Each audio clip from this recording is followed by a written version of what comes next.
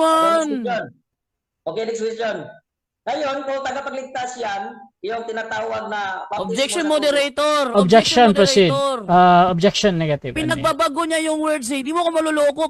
Pastor ka talaga. Sabi dito, saves. Wala namang binanggit na savior eh. Ano ka ba? Okay, Huwag mo okay. ginagawa tagapagligtas. Huwag mo may tagapagligtas, huwag mo gawing savior. Okay, Wala mo sinabi savior dyan eh. okay na. So, ako tayo sa 7 minutes na pagtatanong ng ating negative. Brother Jando, your time start now. Okay, sinabi mo kanina na ang Baptist ay true church. Tanong, ilang taon na bang Baptist church, bro? Pwede ko sagutin pero mag-object ako, moderator. Hindi namin topic yan. Objection daw to. Pwede ko sagutin. Counter. Okay. Counter objection, proceed. Actually, siya naman ang nagbanggit niyan, moderator eh. Kaya siya banggit ng banggit about Baptist True Church. Hindi ko siya pwedeng tanungin. Siya nagbanggit ng banggit ng kanina. Ibig sabihin siya yung lumalabas sa topic kasi hindi mo namin topic ang Baptist True Church. Binabanggit-banggit niya. Okay. So, before ko i-judge, isang objection lang ha. So, before ko i-judge itong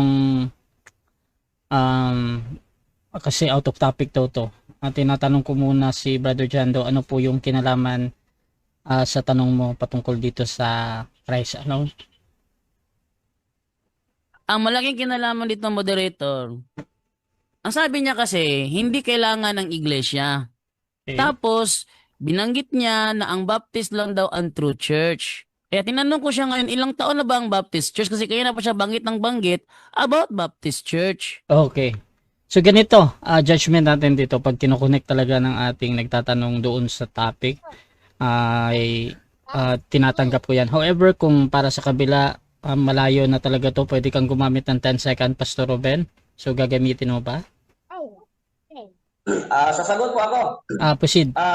Sasagot ako. Ready na po? Yes bro, time to show. Okay. Sagot. Ang tanong mo kasi kung kailan itong sagot ko. Doon mismo, 33 AD kay Kristo. Kasi Objection, moderator. Bro, isang objection ng every question ha, tapos pwede mo na lang ulitin ang tanong mo. Okay. Proceed lang muna, bro Ruben. Okay, yun ang sagot ko. Doon mismo galing kay Kristo nga ang Baptist kasi nga tunay ito na mga ligtas, hindi kagaya sa inyo na claim lang ng claim. Kaya Next question. Ang Baptist galing kay Kristo at Okay, next question.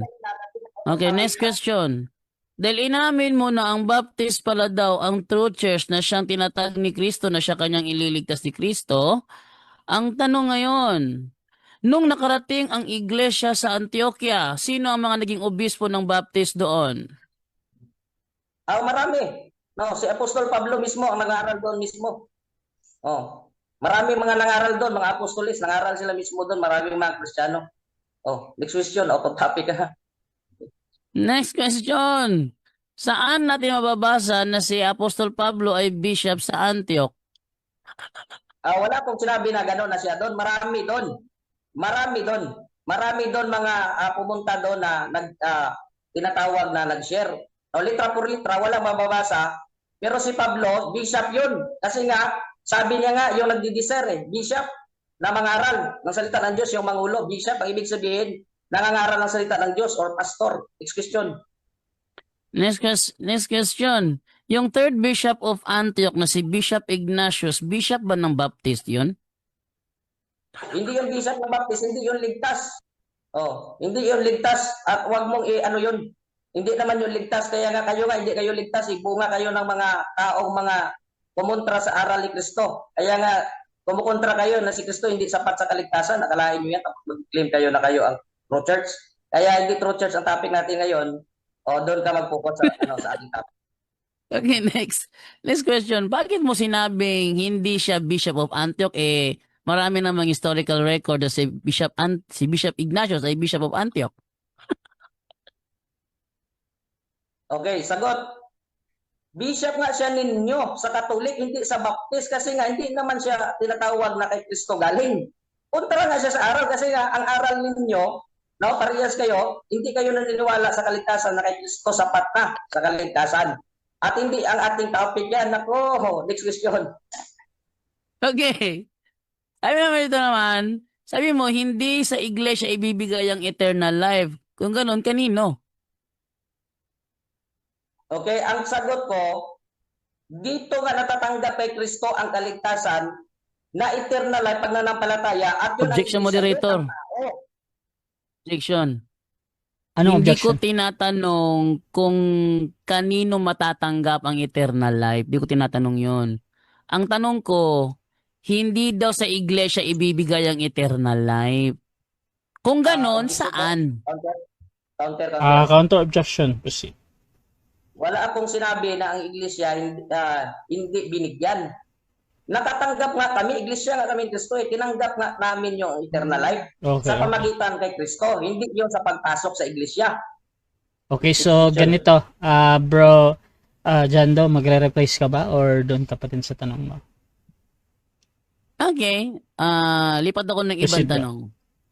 Sinong Bible scholar ang nagsabi na hindi water baptism ang baptism na nasa Mark 16:16? Oh, dito na mismo sa Bible, bro. Dito na mismo si Kristo. Oh, ito sa Acts chapter 1, si Kristo ang nagsasabi dito. Sabi niya si Juan, nagbabaptize yun sa tubig. Pero siya nagbabaptize sa Spirit at pangako yun. Ay kung nabasa mo yung Mark 16, pangako. Sabi niya kung mananampalataya ka, binaptize ka, ay anong baptize doon? ang Objection, pinako? moderator. Objection, proceed. Ang tanong ko, sinong Bible scholar ang nagsabi na yung baptism sa Mark 16:16 is not referring to water baptism? Binanggit niyo yung kanina eh. Okay. Nag-object ka doon sa tanong na sino. Pastor, meron ka bang counter Sinong objection? Bible scholar? Oh, takbo ni Kristo. Sinong Bible scholar si Kristo? Counter po.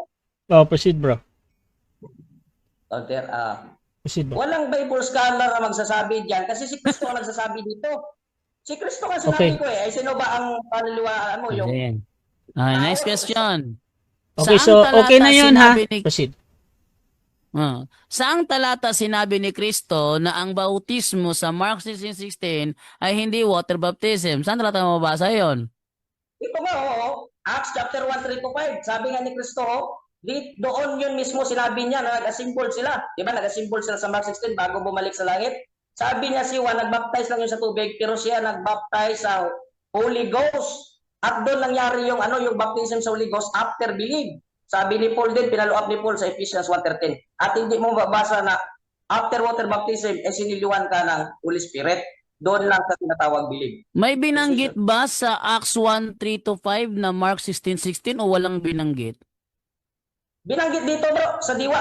Binanggit dito kasi nga doon, sabi niya, ascended doon. After his passion. O dito, ang context, doon yun nangyari. Tatanungin kita mamaya kung saan ito nangyari na sinabi ni Apostle Luke dito. Narinig dito sinabi ni Kristo. Nako, next question. Okay, next question. Saang specific verse ng Acts 1:3-5 na sinabi ni Kristo na hindi water baptism ang bautismo sa Mark 16:16? Ito, Acts chapter 1 verse number 5, sabi niya, for yan truly baptized with water, but ye shall be baptized with the Holy Ghost. No? Siya ang nagbabaptize sa Holy Ghost at saan niya nangyayari? Doon sa faith. O, doon sa faith. No, walang nangyayari na baptism sa tinatawag tubig. After tinatawag na pagsilyo, doon sa tubig. Ang pagsilyo sa Holy Spirit, doon sa tinatawag na pananampalataya. Yun ang baptism doon sa Mark 16. Next question. Sapagkat tunay na si Juan ay nagbautismo ng tubig, datapat kay babautismo ng Espiritu Santo na di malalaunan pa. Narinig mo ba nang basahin ko ang Mark 16:16 o hindi mo narinig? Sa diwa nga, narinig ko. O, narinig Objection, ko sa diwa, moderator. sabi ko ganito, sa diwa, Objection, moderator. Categorical ang tanong ko. Nang binasa ko ang Acts chapter 1 verse 5, may narinig ba siyang Mark 16:16 o wala siyang narinig? Meron or wala to, no? Brother affirmative. Sinagot ko, narinig ko nga sa diwa. Sabi ko, narinig ko Okay. sa diwa. Okay, so narinig daw. Proceed, bro, sa paliwanag, bro. Okay. Narinig ko nga sa diwa. Hindi mo pala narinig yan ang diwa. Sabi niya nga doon, binasa mo na nga eh. Sabi niya si Juan na nagbaptize lang yun sa tubig, pero siya, si Kristo, ano lang matibay doon? Yung baptism ni Kristo sa Spirit na. Kasi hindi ka na-baptize sa Spirit. Next question. Next question. Paano mo narinig sa... Time. Hindi naman... 7 Okay. minutes time. Okay, so dyan nagtatapos mga kapatid ang ating second cross ng negative. Dako tayo sa rebuttal, Brother Jando ng Catholic. Your time start now. Okay, thank you, moderator. Ito ang pinaka nakakatawang debating dinanas ko. Actually, I look forward, pastor ang kalaban ko, ano? Pero, mukha yatang mas matalino pa yung nakadebate ko sa kanto eh.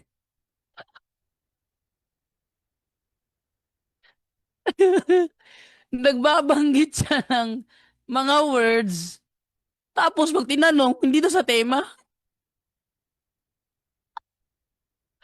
Eh, ito pinaka nakakatawang debate talaga, ano? Sabi niya, na binasa ko Acts 1:5, sabi dito, sapagkat tunay na si Juan ay nagbabautismo ng tubig, datapat kayo ibabautismohan sa Espiritu Santo na di malalaunan pa. Narinig mo ba ang Mark 16:16? Sabi niya, narinig niya sa diwa.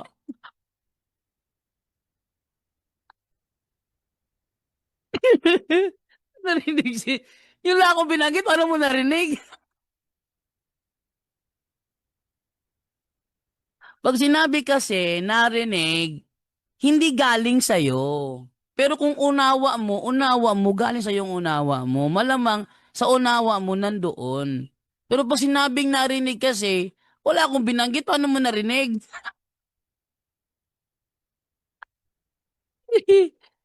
Hindi ko akalain na joker pala makakalaban ko ngayon, ano? Ah, at saka dito ako natawa sa ano niya, sa mga claim niya na dahil kinontra ko daw yung ano niya, yung kanyang stand, ibig sabihin hindi daw si Kristo tagapagligtas. Ha? Mali. Fallacy yan eh. Fallacy yan. Ang tawag niyan is fallacy of false conclusion yan. Kung mo kay kinontra ko, ibig sabihin, para sa kanya, hindi na tagapagligtas si Kristo. Ano ba naman yan? O, sabi niya, hindi daw fallacy ang kanyang mga katanungan. Hoy, hindi mo na pag-aralan ng fallacy of false dilemma? Ha? Hindi mo na pag-aralan ng fallacy of false dilemma? Pag sinabing fallacy of false dilemma, wala dyan ang tamang sagot. Kaya ako lang 10 seconds kasi yung tanong mo, wala doon ang tamang sagot. Wala raw pala siyang kanyang katanungan. Kanina ka pa eh. Fallacy of false conclusion. Fallacy of assumption. O fallacy of presumption. Fallacy of false dilemma. Kanina ka pa eh. Loaded question fallacy. Mga tanong na may kahalong bintang. Ano ba naman? Walang fallacy? Wala raw fallacy. Eh, pinaka-komedyante talaga to. Sabi niya, hindi niya may pagkakailan. Sinulat ko eh. Hindi daw sa iglesia ibibigay ang eternal life. Hindi, kung hindi sa kanya, eh saan?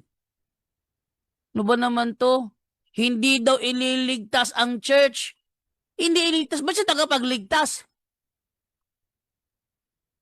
Sabi niya, ligtas na ang church. Ligtas na ang church. Hindi niya ililigtas kasi ligtas na ang church. Kung ligtas na ang church, ba't siya naging tagapagligtas sa church?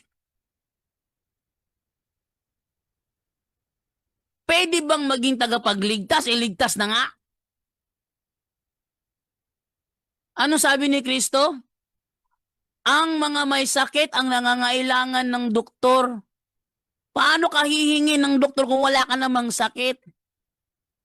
Ano ka, baliw? Ang ibig sabihin ng pagliligtas, inahilin tulad ni Kristo sa isang doktor. Ang mga may sakit ang siyang nangangailangan ng doktor.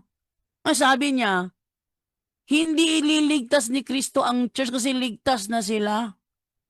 Sila naging tagapagligtas. Parang ganito ba?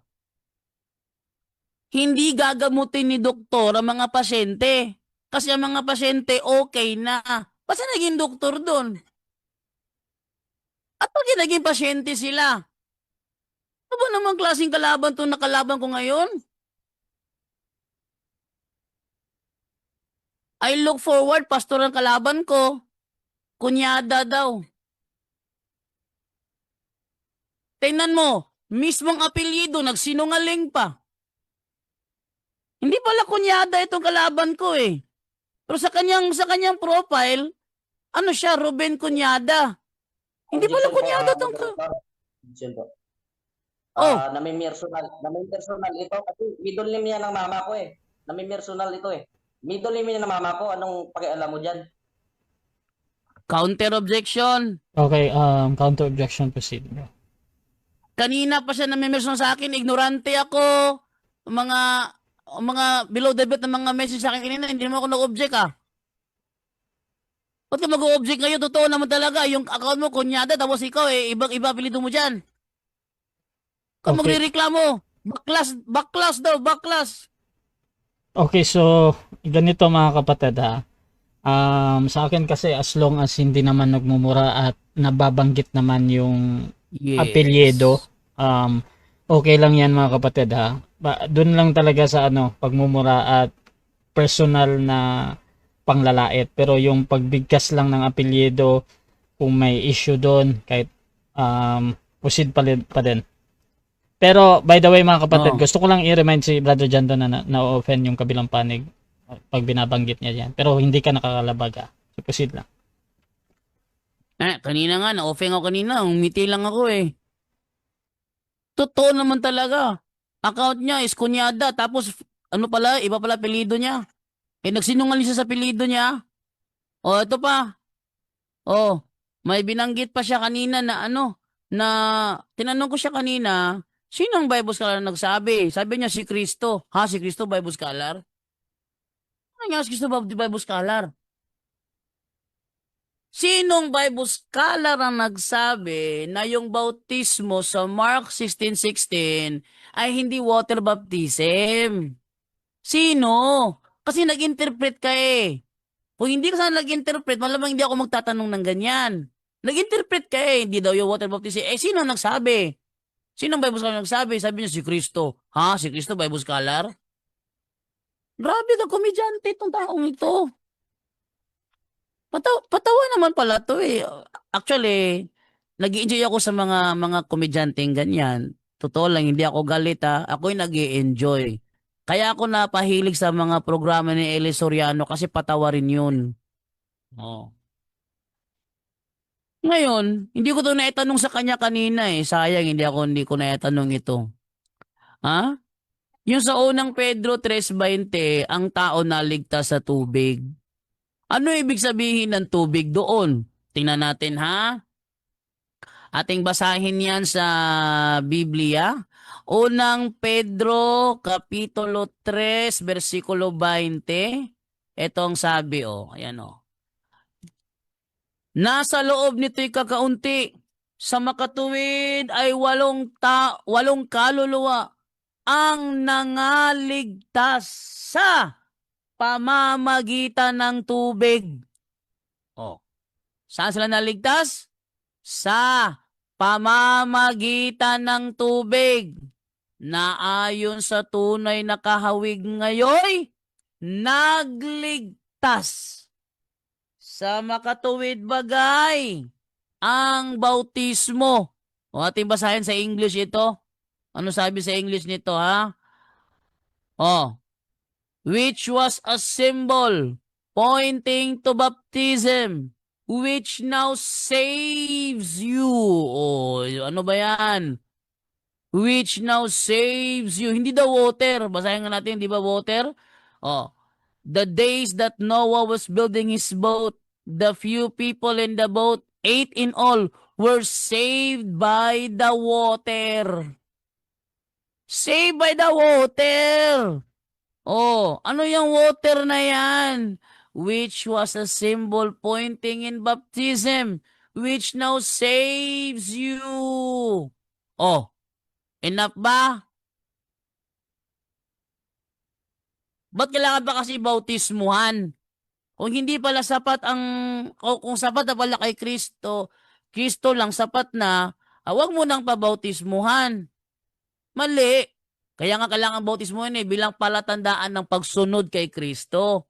Sabi ni Kristo, bautismuhan nyo sila sa ngalan ng Ama, ng Anak, at ng Espiritu Santo. Kung ayaw nilang gawin yon, kung hindi mahalaga yon, Kung hindi sa kaligtasan nyo, ba't nila gagawin? Ano ba namang klaseng kalaban tong oh. Okay, dako Okay, tayo ready na sa ako. second cross ng ating affirmative. Pastor, your time start now.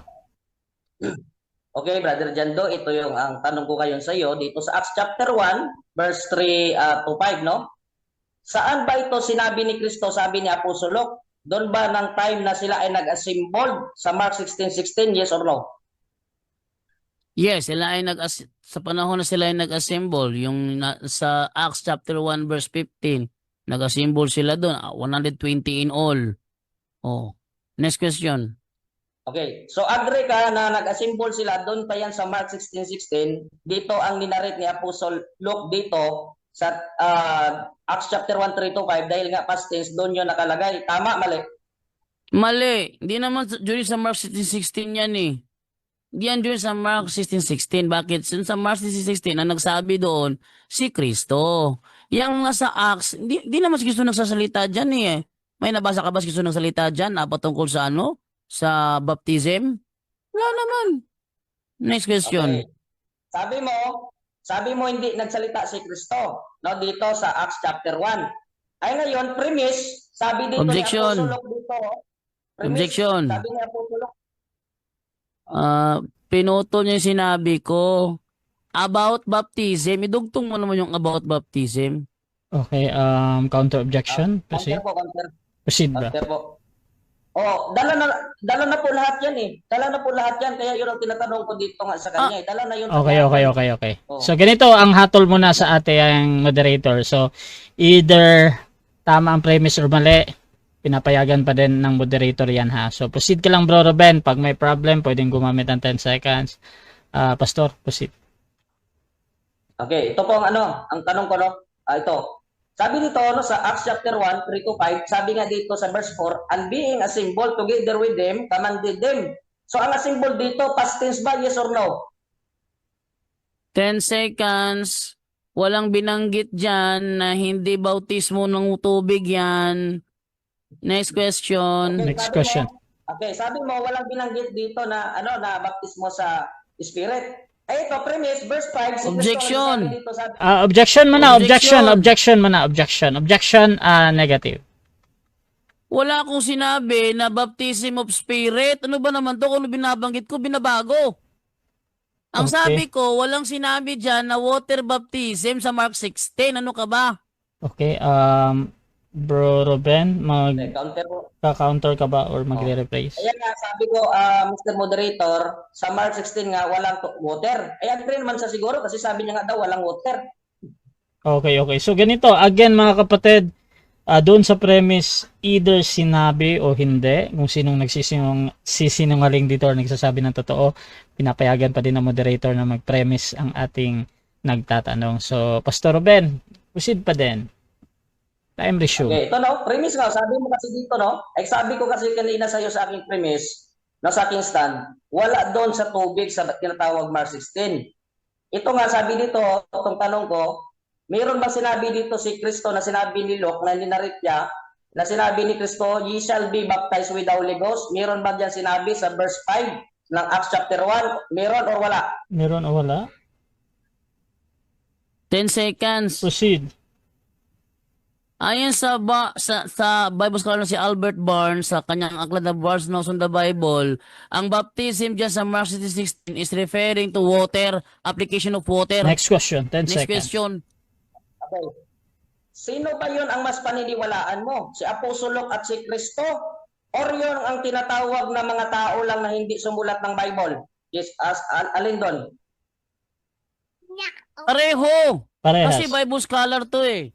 Pag sinabing Bible scholar, tugma sa sinasabi ng mga apostol at ni Kristo. Hindi siya sasalungat. Bible scholar nga eh. Next question. Okay, next question. So sabi mo pareho, no? So ngayon, ang sinabi dito ni Kristo, yung promise, no? Yung promise niya sa tinatawag na baptism. Ano ba yung promise sa baptism sa kaligtasan? Yung Holy Ghost or yung tubig? Yung tubig, ang baptism. At ang bunga ng baptism, yung Holy Ghost. Kaya nga, mag-connect to. Huwag mo paghiwalayin. Connected yun eh. Oh, next question. Next question. Okay. So sabi mo ang tubig. Ngayon, kasi ang tanong ko kung alin ang promise ni Kristo sa kaligtasan, yung baptismo sa tubig or spirit, sabi mo ang tubig. Ngayon, basahin mo dito, sabi dito, for John truly baptized with water, but ye shall be baptized with the Holy Ghost, not many days hence.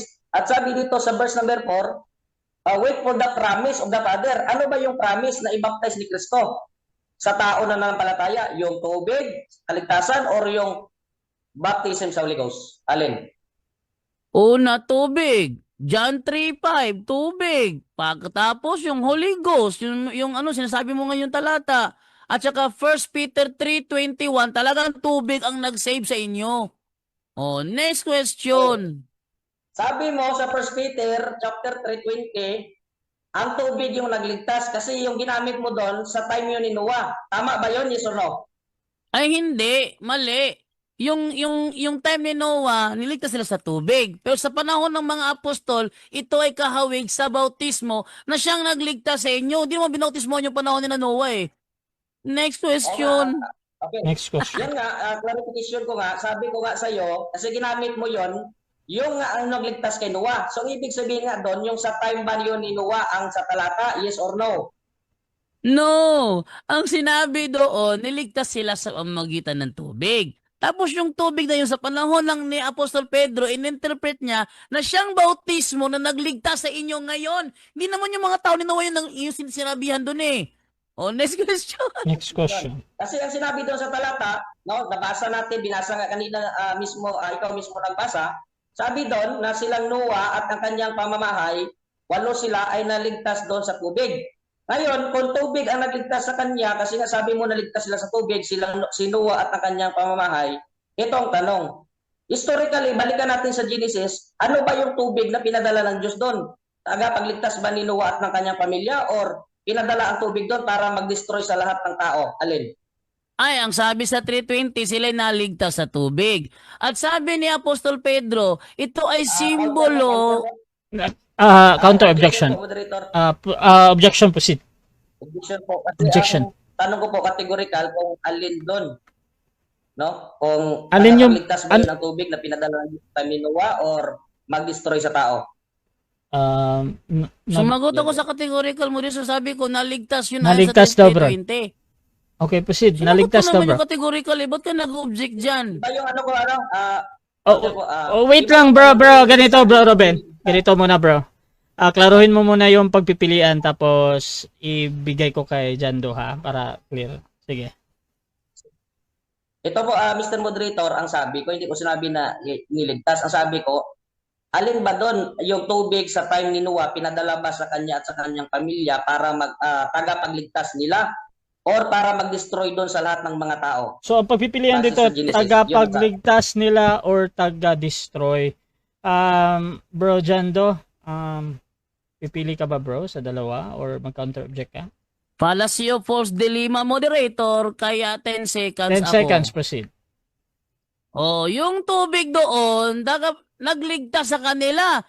Symbol of baptism which now saves you. Yung you dyan nakausap ni Pedro, hindi yung panahon Next ni question. Noe. Wawa naman. Okay, next question. Ngayon, kung tagapagligtas yan, yung tinatawag na baptismo Objection, sa tubig. moderator. Objection, proceed. moderator.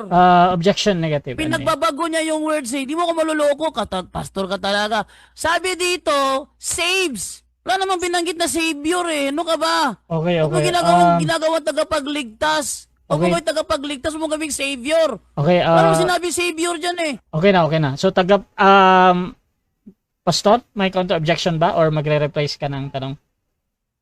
Okay, magre-replace ako ng tanong ito. Proceed. Time resume. Okay, kasi pag sinabi doon, bro, sinabi kasi doon sa talata, save by water. Pag sinabing save by water, ang tubig ang nagligtas. Ngayon, ano bang ibig sabihin ng nagligtas? Tagapagligtas? Yes or no? No. Kaya nga saves you eh. Yung saves, kung pag-aralan mo ang grammar, iba yung sa savior. Saves nga eh. Ano ba naman to? Okay, Fallacy sunod of na tanong. equivocation. Next question. Okay, sunod na tanong. Time. Ngayon, kung, 7 minutes time. na-save ang- Time. daw. Okay, so dyan nagtatapos mga kapatid ang second stage ng ating debate. So dako tayo sa final conclusion. Tama na dito si Brother Jando. Bilang negatibo na Jesus Christ alone ay enough sa kaligtasan. Your time start now, bro. Ay, nagiba talaga yung kanyang stand. Bakit? May nabasa ako rito, oh, which was a symbol pointing to baptism, which now saves you. Which now saves you. Tagalogin natin. Ano sabi sa Tagalog dito? Oh? Sabi ang tubig ay larawan ng bautismong nagliligtas sa inyo ngayon. Ang tubig ay larawan ng bautismong nagliligtas sa inyo ngayon. Oh, Jesus Christ is enough ba? Ha? Sinong kausap ni Pedro dyan? Sinong kausap ni Pedro dyan? Yung mga tao sa panahon ni Noah? Mali.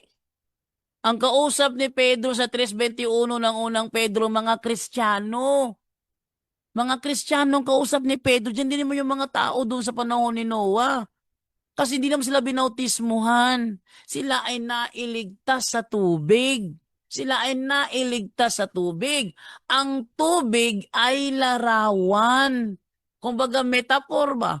Ito ay larawan ng bautismong nagliligtas sa inyo ngayon. So, Jesus Christ is enough ba? No, tingnan nyo. Kailangan ng bautismo eh. Tubig. At saka, sabi niya, tinanong ko siya kanina, sinong Bible scholar ang nagsabi na yun ay hindi tubig? Mark 16:16 ni Albert Barnes, is baptized. Ano ibig sabihin ng is baptized? Is initiated into the church by the application of water, as significant that he is a sinner and needs the purifying influences of the Holy Spirit. Hoy, protestante ka. Itong ginamit kong Bible scholar, protestante rin ito. Salungatan kayo? Ha? Ito Bible scholar to, ikaw hindi ka naman Bible scholar. Kaya kung pataasan lang ng kaalaman, mas mataas ang nalalaman ni Albert Barnes compare sa'yo. Ha, Ruben, ano pangalan nito? Pinagbabago apelido eh. Ano to pangalan nito? Ruben, tinan ko yung pangalan niya ha, Ruben Baklas. Kala ko ba kunyada? Hoy, yung account, palitan mo yung apelido ng account mo, huwag mong gawin kunyada. Hindi ka naman kunyada eh, Baklas ka naman pala eh. Tapos ito, nagiba yung stand niya. Sabi niya kanina, hanggang sa final conclusion, mananatiling nakatindig. Ang gibang-giba sa unang Pedro 3:21 eh. Gibang-giba. Ang ginawa niya, playing with words, ginawang tagapagligtas ang tubig. Ang tagapagligtas. Pag sinagip ka ba ng pulis, savior na ang pulis? Ano ba naman to? Nagligtas sa kanila ang tubig. Ang larawan ng tubig ay naglalarawan sa bautismo na nagligtas sa inyo. Na nagliligtas. Nagliligtas, present tense. Ang tubig ay larawan ng bautismong nagliligtas sa inyo. Sinong inyo ito? Christian ang kausap ni Pedro dyan. Ano ka ba? Christian. Takaod sa ano niya? Kiniklaim niya yung Baptist True Church. Tapos, si Bishop Ignatius, the third Bishop of Antioch, hindi pala niya kasamahan. Talaga din niya kasamahan yun. Kasi ang iglesia, pinangalanan niyang Katoliko, di naman Baptist Church eh. Yung Baptist Church, nagsimula talaga yan sa panahon ni John Smith. Kaya ang Baptist Church is 416 years old lang. Nagsimula noong 1609 hanggang 2026, 416 years old lang ang Baptist Church. Paano naging true church yan? Nauna pa kay Martin Luther dyan, 500 years old eh. So ibig sabihin, giba ang tema niya. Giba, wasak! Hindi talaga may tanggi, kaya ginagawang tagapagligtas ang tubig. Tagapagligtas. Papa. Kawawa naman. desperado na. Oh, kaya panlilito. Pinag-aralan ko to eh. Yung mga itong ganung uri ng tema, panlilitong gagawin niya rito, talaga panlilito, talaga ang daming fallacy of false dilemma ginawa. Ha? Okay na sana sagot ko eh, kaso lang binaglang ginawang tagapaglig, tapos dinaging false dilemma. Kasi wala doon ng tamang sagot. Oh, amo? Thank you. Okay, so dyan nagtatapos mga kapatid ang final conclusion ng ating negative. Dito din tayo sa final conclusion ng ating affirmative sa kanyang pinatutunayan na Jesus Christ alone ay enough sa kaligtasan. Your time start now, Pastor Robel. Okay, magandang gabi ulit, no? Maraming salamat at sa moderator. Mga kapatid, no, nakita ninyo, nakatayo pa rin yung ating tindig, no? Yung ating tindig na Christ alone is enough for salvation kasi nga, hindi ang nag-iba, Jesus Christ, siya lang yung savior ng lahat ng sinner, no? At wala nang iba pa. Kaya nga sinabi niya, kita nyo, maling-mali talaga, akalain nyo yung 1 Peter, hinayaan ko lang na gamitin niya yon kasi gusto ko talaga gamitin niya yung 1 Peter chapter 3, hindi niya unawaan ang talata. Na sinabi doon, verse 20, na si Noah saved by water at ang kanyang pamilya. Hindi niya naunawaan, hindi kasi marunong ito sa tamang exegesis ito at hermeneutics. Ang ibig sabihin doon na saved by water, ibig sabihin, niligtas sila ng Diyos sa kapamakan ng tubig. Kasi nga, historical yun, ginamit yun ni Pedro. No, sa mga Kristiyano na si Noah, na save sila sa water. Ibig sabihin, Brother Jando, nagsisinungaling ka kasi hindi mo alam ang katotohanan, na na-save sila sa water, saving water doon sa kapamakan ng tubig. Ay niliteral mo na tubig yung nagligtas. Ay ngayon, basahin ko premise. Kaya nga, sabi ko kanina sa'yo, pinapili kita, hindi yung false dilemma, puro ka assumption na false dilemma ang tanong ko. Hindi yung false dilemma. Kaya nga sinabi ko, kung sa balikan sa Old Testament, historical, chapter 6 ng Genesis verse 17, sabi dito, and behold, I do bring a flood, sabi ng Diyos, of waters upon the earth, to destroy all flesh. O pinadala yan to destroy all flesh kung hindi ka mananampalataya. Sabi niya, wherein is the breath of life from under heaven and everything that is under earth shall die. Para mamatay sila sa tubig. Pero sinuwa na save sa water. Hindi sila namatay sa water. Bakit? Sabi dito ng Hebrews chapter 11, verse number 6, sila ay nanampalataya sa Diyos, kaya sila ay naligtas at ang kanyang pamamahay. Kaya doon, pinutol mo yung 1 Peter chapter 3, verse 21, basahin ko, sabi dito, the like figure, no, sa kanyang larawan, kaya sa larawan, whereunto even baptism doth also now save us. Kaya yung larawan doon sa baptismo, sabi niya ngayon nagligtas, not putting away of the filth of the flesh, but the answer of a good conscience toward God. Kaya nga sinagot dito dito sa last phrase, sabi dito, by the resurrection of Jesus Christ, yun ang tinatawag na picture or larawan ng baptismo na nagligtas sa kanila, kay Pedro at sa iba pang nanampalataya, si Kristo. Kaya nga ang tao, ginaganyan, no? Ang sa inyo, mali nga inyong baptism. In fact, binabaptize ninyo. Ay yung nanampalataya, ginaganon sa tubig. Kasi picture out yun na si Kristo, namatay sa cross, inilibing, nagdanak ang dugo para sa iyong kasalanan, para maligtas ka kung mananampalataya ka, inilibing at nabuhay muli. Yun ang picture out sa baptism, yun ang nagligtas, si Kristo. Kaya hindi po yun, Brother Jando, no? At sa ating mga tagapakinig dyan na hindi alam makaligtasan, hindi po yung water. Na-save sila sa water sa kapamakan, yun ang ibig sabihin. Kaya tinanong kita kanina, sabihin mo lang, palusot mo yun na false dilemma. Hindi false dilemma, tinanong kita kung ano ba sa time ni Noah, ang tubig pinadala ng Diyos, kaligtasan ba nila or kapamakan nila kung hindi sila manampalataya. Ayaw mong sagutin. Pati yung eternal life, tinanong kita kung saan matatanggap, doon ba sa iglesia, sa pagpasok sa iglesia o pag-anig, o doon lamang kay Kristo. Ayaw mo naman sagutin, hindi naman yun false dilemma. Kasi pinapipili nga kita kasi ang sinabi kasi sa Biblia, si Kristo lang, yun ang aking stand at sa Bible yun. At dito naman sa tinatawag na Acts chapter 1, nagsisinungaling ka na yung tinatawag mo na si Kristo, si Kristo hindi nagsabi doon sa Mark 16. Sa Mark 16 yun. Bakit nandito pa ba si Kristo sa Acts chapter 1? Wala na siya dito, ninarrate lang ng apostolo, no? At ito, Brother Jando, at sa mga nakinig dyan, alam niyo po bakit itong story dyan sa i-clarify natin yan sa pangalan ko dyan. Kasi yan, napilido ng lula ko yan, yung kunyada. Kasi dati kasi, na-restrict ito yung isa ko, yung Robin Francisco Baclas, no? Kaya po dati, nagawa ako ng isa kasi hindi ako makagawa pag apelido ko pa rin dalhin ng baklas. Pero hindi ako nagsisinungaling. No? At walang ano yan. At hindi ako namimersonal sa inyo. At mahal namin kayo.